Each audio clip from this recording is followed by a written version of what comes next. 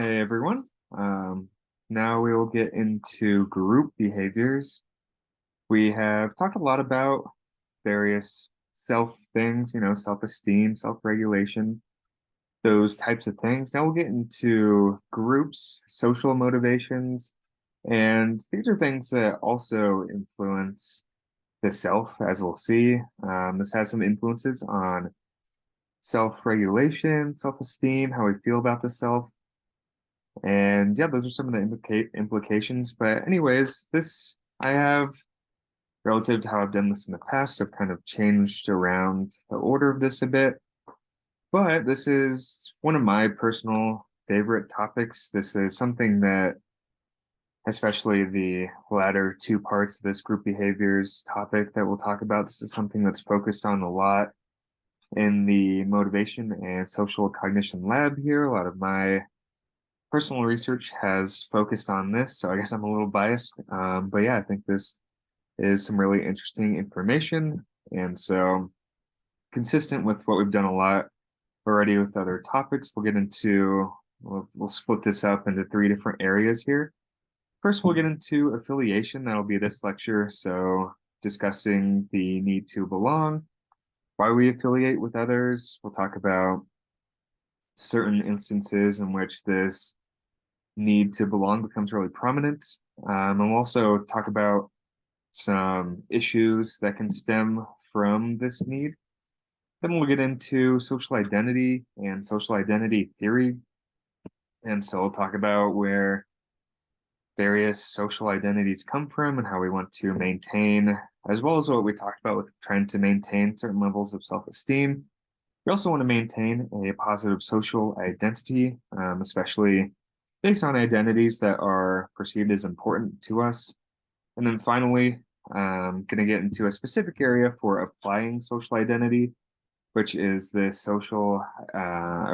identity or intergroup sensitivity effect, which can be conceptualized, or one of the theories that gets at explaining this is as a social identity defense. So first, let's get into this affiliation information. And so this isn't necessarily groups per se. This can also be with interpersonal relationships. And so, yeah, we have this basic need. There are multiple models that talk about this. The most well-known one probably being Maslow's, right? How we have this need to belong and to be loved and connected with others. And so with loneliness, this is where we can really start to see the importance of this belongingness need. We can certainly have times where, although we have this belongingness need, maybe it's not too prominent or we don't notice it. But when we start to feel lonely, then that's when, we're going to start to think a lot more about, oh, I do want to be connected with others. I do want to belong. Um, and so, yeah, we'll feel deprivation of this belongingness and this need. Um, about existing social relations. And so this often will occur in times of transition. So an example here is the first time moving away from home, relative, whether that's just because you wanted to move away from home or you moved for a job or school or whatever that might be. I think this is a time period where it becomes really prominent. That I've just moved away from home, let's say, and now you're finding yourself trying to form new friend groups, missing friends back home, family, whatever it might be. And this can be an easy cause of loneliness and situations where we start to really feel or think about this belongingness need. And some research has shown that, maybe not too surprisingly, those who are unattached are they rate themselves as more lonely than those in a relationship. However, we have this saying that I think is pretty common, which is better to have loved than to have lost, or sorry, better to have loved and lost. But based on research, this is maybe not the case, because those who have been widowed or divorced, or separated from friends, family, lovers somehow report greater loneliness than those who were never married. Um, and so, in other words, losing a relationship, whether that be a friend or with a significant other, whatever that might be, is particularly painful. And afterwards, will really bring out this belongingness need, typically. Another kind of getting at a trait here where one might really notice a belongingness need is shyness. This kind of gets at social anxiety. So, in other words, it's not that people who are more shy than others don't want social relationships, right? It's that typically they feel a lack of self-efficacy in terms of their abilities to go and make friends, find partners, things like that. And so shyness, then more specifically, is kind of a combination of social anxiety, oftentimes stemming from that lack of self-efficacy, right? If we feel like we have high self-efficacy for making new friends, then we'll be less likely to feel the shyness because we think that we can go do this, and we'll feel less anxiety about being able to perform in this sense. But with shyness, along with this social anxiety aspect, comes behavioral avoidance. This is likely kind of a self-esteem protection, right? When feeling shy, will avoid these behaviors of trying to affiliate or belong because fear we feel fear rejection from this lack of self-efficacy. We don't not confident that we can go make these friends, so we're just going to avoid these situations and try to avoid feelings of rejection and keep that self-esteem higher or as high as possible. And so some potential causes of shyness, these things will typically interact. It's not often, I think, that it would be just one of these things, but there can be a temperament cause of shyness, so more of a biological cause here with heightened anxiety and physiological arousal.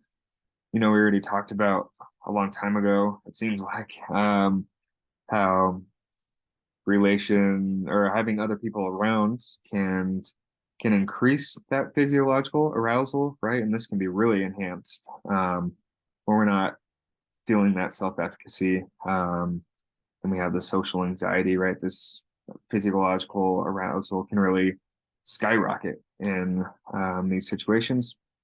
Additionally, seems to be a main cause of shyness is public self-consciousness or concern about the impression we're making on others. So that's definitely an individual difference there, is worry about, okay, what if I say this or do this and people around me don't like it, and then they have bad perceptions around me. Some people are certainly thinking about that more often than others. Also, interpersonal competence, again, this self-efficacy piece, and this can either be actual or perceived. Some people can either be actually not that great at going and making friends or interacting with others, whatever it might be, and others might actually be kind of good at it, but they perceive that they're not. They don't actually believe that they are, even though they might be. And I also think that shyness can have situational causes. For example, let's say you're at a gathering and you're one of two gatherings. In one gathering, everybody there. You're confident in your ability to get along with these people and everything. Your shyness level is probably going to be lower in that situation relative to if you're at a gathering and you maybe know one person there and you don't know the rest. In that situation, your shyness will likely be higher.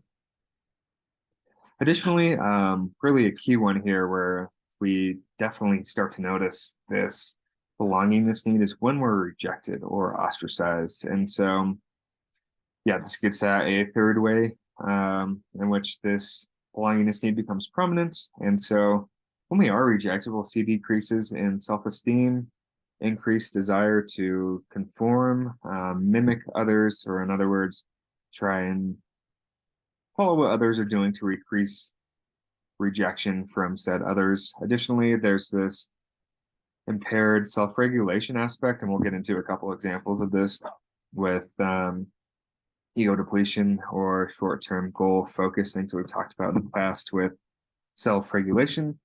Go ahead and watch this video here. It's kind of a painful watch, but it's kind of an example of transitioning to that short-term goal of trying to feel better and soothe the pain in the face of rejection. And just kind of a side note here, if you're ever going to make a public proposal or something of that nature, please don't think that you know how the other person is going to respond. To make sure that you know how the other person is going to respond, and say, I go ahead and give this video a watch. And that's a good example of that. You'll see that the person gets rejected and then immediately transitions to alcohol as kind of a way of decreasing that pain. So an example of ostracism here, an empirical example, trying to highlight what I've kind of just talked about there. So a classic example with empirical research is kind of interesting in terms of making people feel excluded or ostracized is there will be an online setting where people are passing a virtual ball back and forth, and you can think about those just as playing catch kind of with others. And what happens is that after a few trials, the other people who are playing the game are it's actually kind of made up. There's typically not actual others playing this game. What happens is that the actual participant will stop receiving the ball in this game of catch. The others will stop passing the ball. And this does lead to feelings of rejection or exclusion. And then what they did in this study was a conformity task, a classic one that's been around in social psych forever, is you're asked to judge the lines here. So A, B, and C are asked to judge, which one is about the same length as this over here on the left. And so participants then have the option to, the key piece here is that they're shown the others in the game are saying that the line B here is actually the closest one to this line. And so then the actual participants have the option, right? You can either conform with the others and say, sure, B is the right line, or you can give the obvious actual answer, which is that A is the most similar to this line over here. And what we see is that those who are just excluded in the cyberball task, right, whether excluded by an out-group member or an in-group member, although with increased effects here for an in-group member, these people will conform more. So they'll say on an increased number of trials that this line B is the most similar to line A. So these conformity results are really interesting. So in other words, upon rejection, as a way to try and decrease that rejection and be a part of the groups with others and affiliate, conformity increases. And so kind of a more self-regulation-y example here is when people are rejected by a partner in a cooperation task. In other words, the partner stops cooperating. We see that then in a second task, there's a cookie tasting. So, try a bunch of different cookies. Tell me what you think. After rejection, as we can see here, the amount of cookies eaten pretty much doubles. And so, in other words, this gets at, right, more of a focus on those short-term goals, less self-control when it comes to eating these cookies, want to kind of just use the cookies to feel better. And so this is an example of ego depletion after rejection. Another example here of a self-regulation type of effect that stems from rejection. Not even rejection that has happened. In this example, it's even just one of two conditions. So they're either told that they were accident prone, kind of a control condition here, or they're told that they would be alone later in life. So this is not even like a sorry, English is hard. It's not a rejection that has already happened. It's a rejection that now is perceived will happen in the future. And so then they have the choice. They can either practice for a math test that they're going to have to take, or they can just do a leisure activity of reading magazines.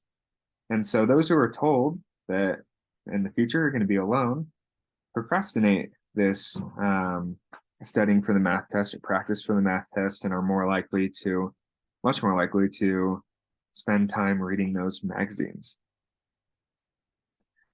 And so this kind of leads to an overarching, bigger picture type of effect here where the need to belong, this is a need we have. It can lead when it goes well to increase self-esteem, right? Feeling better about the self.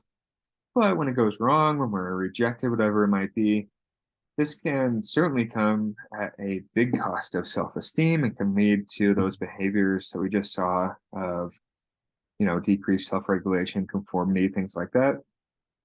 And so, kind of from a broad focus, when there is a signal of rejection from another person or another group, whatever it might be, there are kind of two possible broad motives that arise. So we can either take a self-enhancement route. And so this is where we'll kind of try to push ourselves away from the situation, leave the relationship, whatever it might be, to try and get at this self-enhancement, increase the perceptions of the self and self-efficacy, self-esteem, things like that.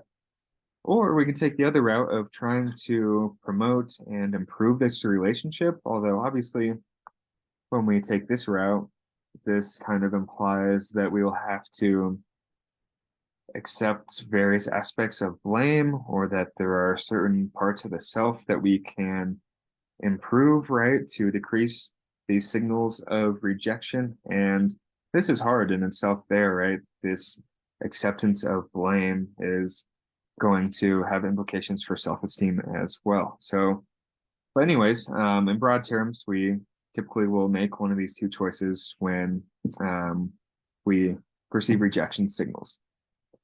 And all right, that's it for this affiliations lecture. Next, we will get into social identity theory, and how we try to